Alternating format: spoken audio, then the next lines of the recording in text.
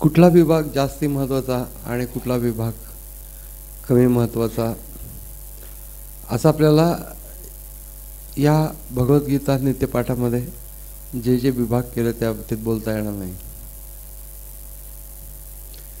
ज्ञानेश्वर महाराजांनी असं म्हटलेलं आहे की अमृताचा वरचा भाग जास्त छान का खालचा भाग जास्त छान असं काही म्हणता येत नाही. त्याप्रमाणे हे आहे. हा जो भाग आज आपण बघितला त्याला कर्मयोग असं म्हणतात. कर्मयोग आणि कर्मयोग याच्यामध्ये फरक आहे. कर्मयोग म्हणजे ज्या क्रमाने एक साधारण पातळीवरती तयार असलेली व्यक्ती अंतिम पातळीपर्यंत जाते त्याला कर्मयोग असं म्हणतात. कर्मयोग आपल्याला माहिती आहे की चांगलं कर्म करायचं, अपेक्षा ठेवायची नाही जास्ती,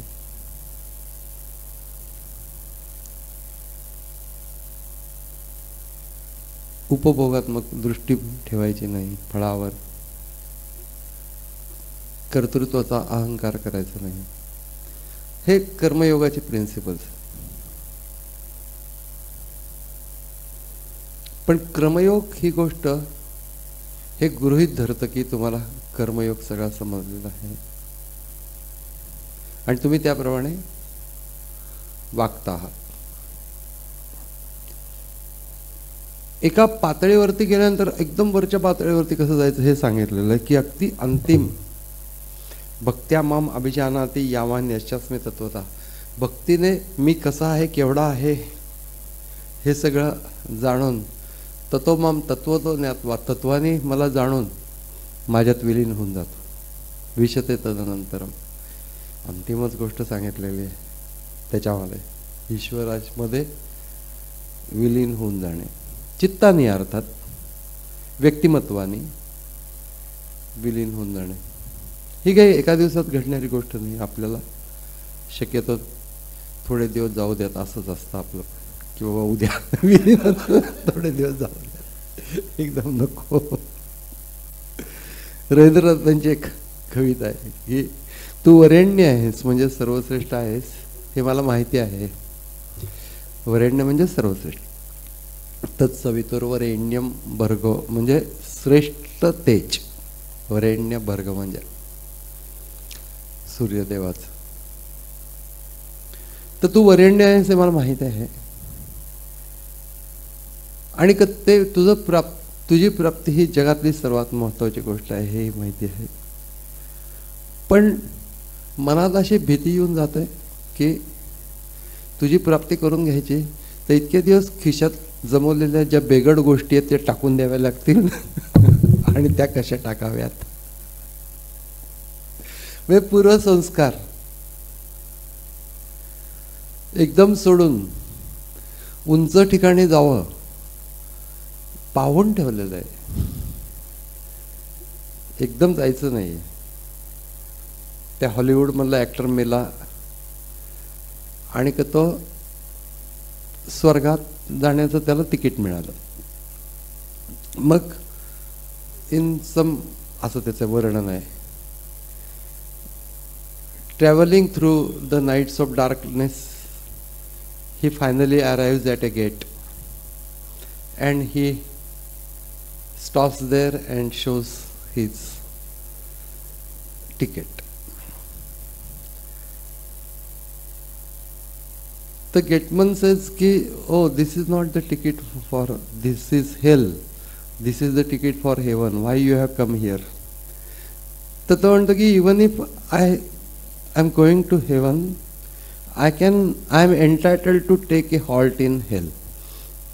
तर तो आतमध्ये जातो. तर शैतान असतो आतमध्ये मुख्य त्याला विचारतो की तो असं असं म्हणतोय तर काय करायचं.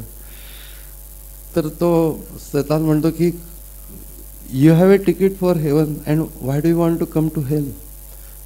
I want a stopover at hell. So why do you want stopover at hell? So you see, I am an actor in Hollywood, so I do not want sudden change. एकदम हेवन मध्ये जाऊन मद्य प्यायची सवय आहे तर आता एकदम अमृत कसं पिणार, त्याला ते बोर होणार.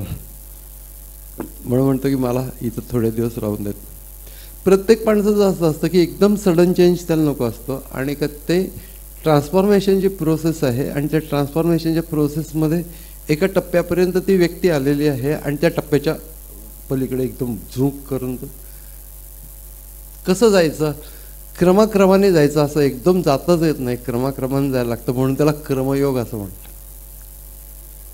अगोदर कर्मयोगाचे प्रिन्सिपल्स आणि त्याची अगदी भावनात्मक अल्टिमेट स्थिती वर्णन करून झाली. यत प्रवृत्तिर्भूतानां येन सर्वमिदं ततं स्वकर्मणात्यमभ्यर्च सिद्धिं विंदती मानव. ज्याच्यामुळे भूतमात्रांना कर्मप्रवृत्ती होते, ज्याने हे सगळं जग व्यापलेलं आहे, त्याची स्वतःच्या कर्मांनी पूजा करून माणूस सिद्ध अवस्थेपर्यंत जातो, म्हणजे त्याला योग्य होतं. हा श्लोक नेहमी आठवतो याचं कारण की सावरकरांनी हा श्लोक अंदमानच्या तुरुंगातून आपल्या भावाला लिहिलेल्या पत्रात लिहिलेला होता. माझं शरीर जेवढं चांगलं आहे त्याच्याहीपेक्षा मन जास्ती बलवान आणि चांगलं आहे, याचं कारण प्रत्येक कर्म मी या श्लोकाला धरून करतो. यत प्रवृत्तिर्भूतानां येन, असा श्लोक लिहिला होता. सावरकर गीतेचे विलक्षण अभ्यास होते, प्रेमी होते, तर त्यांनी असा श्लोक लिहिला होता की त्यामुळे प्रत्येक कर्म चक्की पिसण्याचं कर्म का असेना, पण ती ईश्वराची उपासना आहे. या भूमिकेमधनं मी करत असल्यामुळे माझं शरीर आणि मन दोन्ही अतिशय चांगलं राहिलेलं आहे. आणि त्या काळामध्ये आणि त्या जुलमांच्या मध्ये अंदमानमध्ये एखाद्याचं शरीर आणि मन चांगलं राहणं ही अतिशय रेअर गोष्ट होती.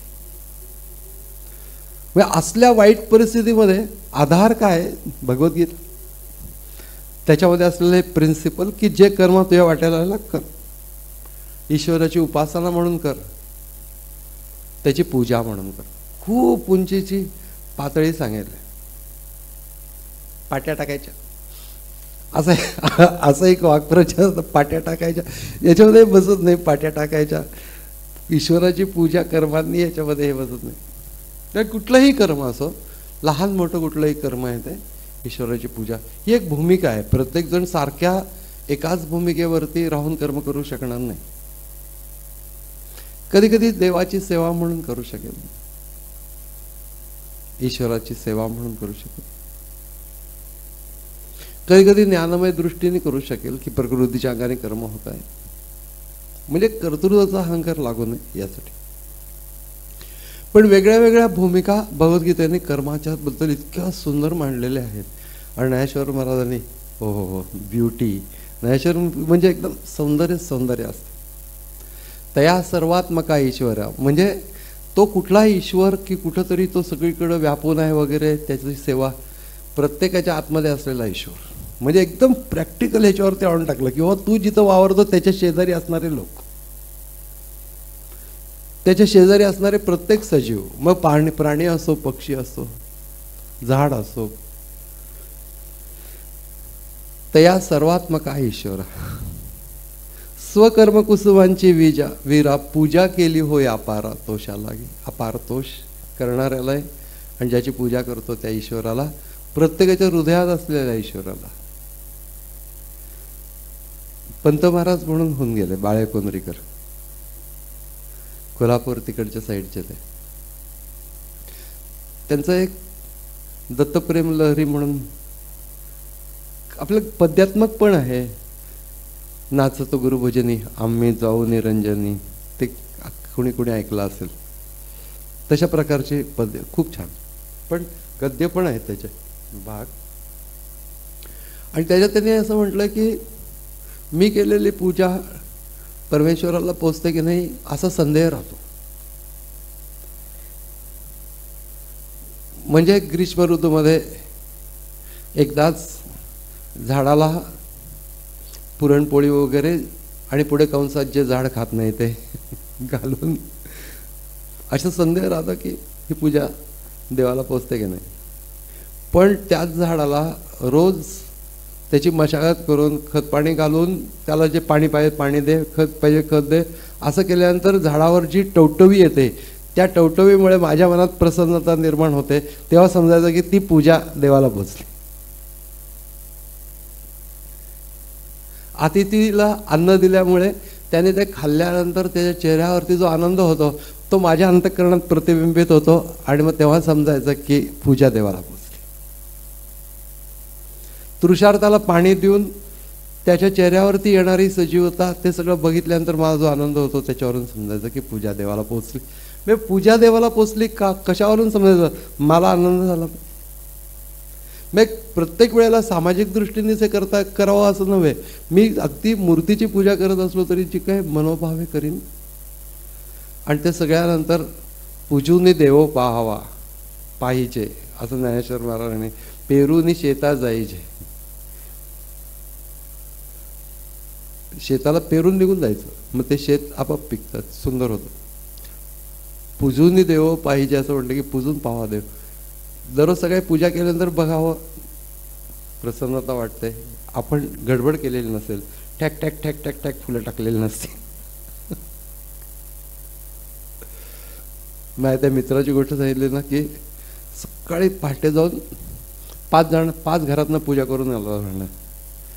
वारावरती असायचे ना ते, पूर्वी पूजा बिजा करायचे, गरीब असायचे. माझ्या वयाचा होता, म्हणजे लहानपणची गोष्ट, आताची नाही.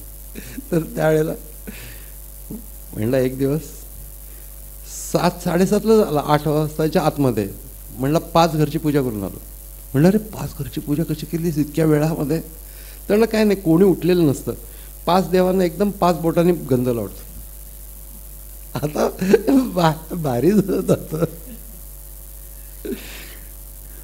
पण मी तुला सांगतो की म्हणजे ती मजा जरी करत असलं तरी अंतःकरणाने खूप छान होता, म्हणजे शुद्ध अंतःकरणाचा होता. स्टेट बँकेमध्ये सिनियर ऑफिसर होऊन तो रिटायर झाला. काही त्याचं वाईट नाही झालं. म्हणजे देवाने वाकडं बिकडं काही केलं नाही की बाबा असं करत असं. मला अगदी नक्की माहिती आहे म्हणजे त्याचा जीवन प्रवास. पण तुमच्या कर्मात्मक उपासनेपेक्षा तुमच्या अंतःकरणाच्या भूमिकेला फार महत्त्व असतं. गरीबच होता त्यावेळेला त्याचं काय काय उद्योग करायचापर्यंत तर खूपच शुद्ध होतं. पण सांगायचं असं की पूजा केल्यानंतर ते पूजेचं समाधान झालं पाहिजे आपलं. साधं ताटामध्ये पाणी फिरतात ठॅक, पण तू सावकाश फिरव. काही लोक इतकं सुंदर गोल पाणी फिरवतात, ते बघितलं की असं छान वाटतं. मग कुठलंही कर्म असो, लहान मोठं करायलाच पाहिजे असं नाहीये, पण जे करतो आहे ते चांगलं करणं. देवाची पूजा करणं या भूमिकेमधनं करणं. आणि या सगळ्यांनी ती व्यक्ती अशा पातळीला येऊन उभी राहते की जिथून पुढे हा कर्मयोग सुरू होतो. या श्लोकापासून कर्मयोग सुरू नाही होत, याच्या पुढच्या श्लोकापासून सुरू होतो. बुद्ध्या विशुद्धया युक्तो धृत्यात्मानं नियम्य शब्दादीन विषय त्यक्त्वा रागद्वेष व्युधस्य च. आता हे सगळं ध्यानयोगाचंच वर्णन आहे. हळूहळू ध्यानयोग, त्याच्यानंतर त्या ध्यानयोगातनं त्याच्या अंतःकरणाच्या मध्ये असलेली तत्वाची जाण, त्या तत्वाच्या जाणीमधनं भक्ती आणि मग भक्तिभाव आणि ज्ञान यांचा एकत्रित संगम त्याच्या जीवनामध्ये. खूप सुंदर प्रवास आहे. पण आपण परत ज्या वेळेला हा श्लोकांचा समूह येईल त्यावेळेला आपण दुसरा श्लोक काय येते बोलतो ते बघूया. प्रत्येक वेळेला या सगळ्या श्लोकांवर बोलणं शक्यच नाही आहे. पण एक एक श्लोक इथं का आहे याची भूमिका जर समजून घेतली तर आपण ते नित्यपाठ म्हणताना एक प्रकारचा सजीवपणा येईल की आपण का म्हणतो. खरं तर त्याच्यावरती एक ग्रंथ करणं आवश्यक आहे. म्हणजे खूप पूर्वीपासून डिमांडिंग आहे की झालेल्या आहेत त्या निवडलेल्या श्लोकांच्यावरती ऑलरेडी प्रवचन सगळी आहेत. त्याच्यातनं हा जर का ग्रंथ झाला तर माणसाला तो नित्यपाठ वाचता वाचता कळेल. पण देवाची इच्छा असेल त्यावेळेला देव येईल. आपण काय ठरवू शकत नाही की आता हा करणार आता हा करणार असं काही ठरवू शकत नाही. पण थोडंसं त्याच्याखाली त्या श्लोकांच्या खाली थोडंसं एक्सप्लेनेशन दिलेलं आहे आणि त्या एक्सप्लेनेशन बरोबर त्याची झीज सांगणार आहे त्या श्लोकाची. थोडं तुम्ही वाचाल ज्या वेळेला स्वाध्यायासाठी सुद्धा खूप उपयोगी आहे. याचं कारण स्वाध्यायामध्ये तुम्ही ज्या वेळेला कोटेशन देणार असाल त्यावेळेला गीतेशी संबंधित कोटेशन दिलं तर तुमच्या स्वाध्यायाला अधिक भरवता येते. कारण संस्कृत भाषा म्हणून नाही, पण त्याच्यात एक भरीवपणा आहे, वैचारिक भरीवपणा आहे, ज्ञानाचा भरीवपणा आहे. तर थोडंसं तो समजून घेण्याचा विषय आहे. स्वाध्याय करताना थोडंसं अंडरस्टँडिंगने, म्हणजे नित्यपाठ वाचताना थोडं अंडरस्टँडिंगने वाचलं पाहिजे. ज्ञानेश्वरी नित्यपाठ कसा की तो असं आपल्याला कळतच जातो, वाचता वाचता कळत जातो. या उपाधी माझी गुप्त, चैतन्य असे सर्वगत, ते तत्वज्ञ संत स्वीकारिते. हे आपल्याला एक्सप्लेन करायची गरज नसते, म्हणजे वैचारिक समजून घेण्यासाठी आवश्यक नाही. पण भगवद्गीतेच्या नित्यपाठामधलं समजून घेण्याचा भाग आहे.